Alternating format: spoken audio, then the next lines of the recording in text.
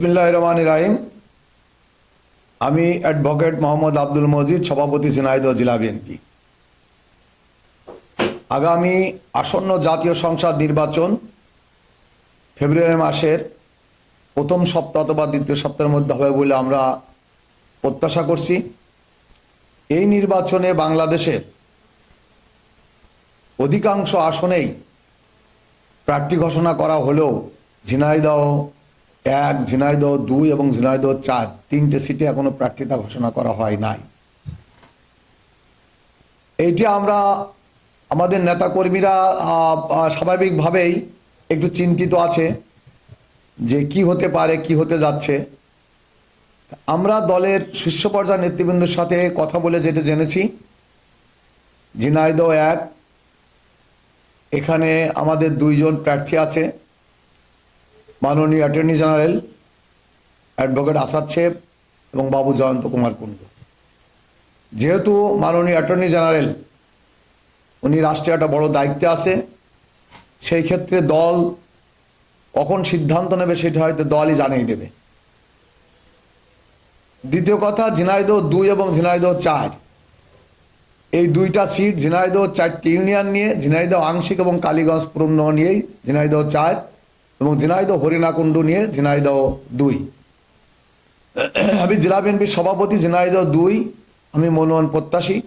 18 সালেও আমি মনোনয়ন পেয়েছিলাম এবং নির্বাচন করার জন্য আমাদের সকল পর্যায়ের নেতাকর্মীরা একক প্রার্থী হিসেবে আমার পিছনে বা আমার প্রার্থী হিসেবেই প্রচার প্রচারণা, গ্রামসভা, হাটসভা, উঠান বৈঠক, সকল পর্যায়ের সকল নেতৃবৃন্দ গ্রাম থেকে গ্রামান্তরে, পাড়া থেকে পাড়ান্তরের সমস্ত এলাকায় নির্বাচনী প্রচার প্রচারণা চালাচ্ছে। সেটাকে জেলা বিএনপির সভাপতি হিসাবে আমার প্রার্থী হিসেবে আমার পক্ষে প্রচার প্রচারণা চালাচ্ছে। সমস্ত নেতাকর্মীরা ঐক্যবদ্ধ। ঝিনাইদহ 4, ঝিনাইদহ 2 এই 2টা আসন নিয়ে আমরা যেটি শুনেছি বিভিন্ন মাধ্যম দিয়ে, সেটা হচ্ছে আগামী সংসদ নির্বাচনে যদি জোট হওয়ার তো কোনো সুযোগ নেই, আসন বিন্যাস নিয়ে যদি কোনো কারোর সাথে আলোচনা হয় সেই ক্ষেত্রে কেন্দ্র হয়তো সিদ্ধান্ত নেবে 2 এবং 4-এর মধ্যে একজনকে 2কে দেবে, একজনকে 4কে দেবে। সেই ক্ষেত্রে আমি জেলা বিএনপির সভাপতি, এই সিট হচ্ছে ডিস্ট্রিক্ট হেডকোয়ার্টারের সিট।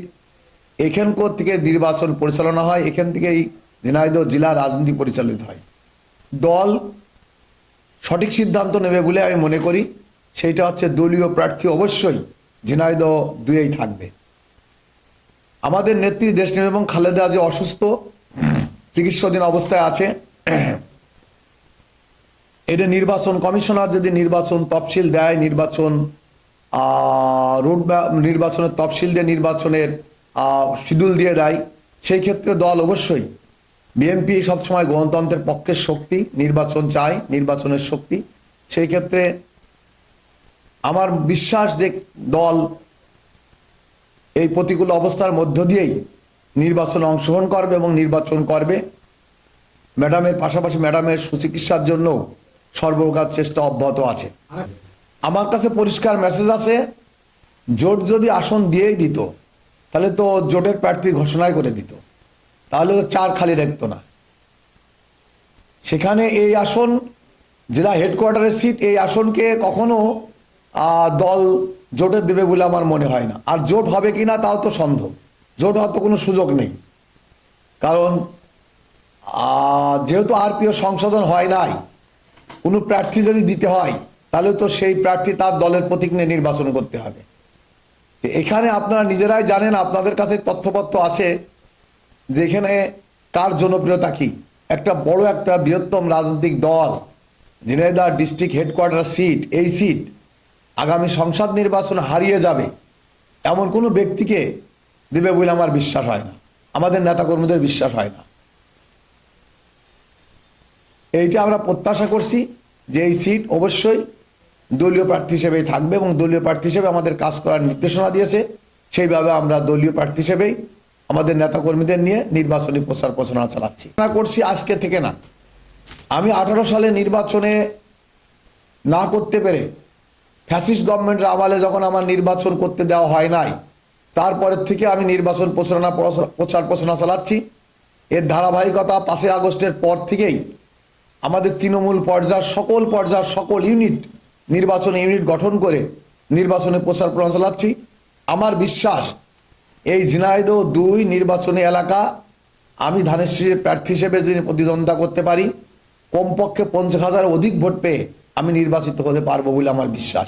সেইভাবে আমাদের জনগণের কাছে আমাদের সেভাবে সাড়া আছে এবং জনগণের কাছে সেইভাবে আমরা জনগণকে ইউনিটি একত্রতাবদ্ধ করেছি এবং সেইভাবে তৃণমূল পর্যায়ের ভোটাররাও সেই প্রস্তুতি আছে বলে আমি মনে করি এবং সেই প্রস্তুতি আমরা গ্রহণ করেছি।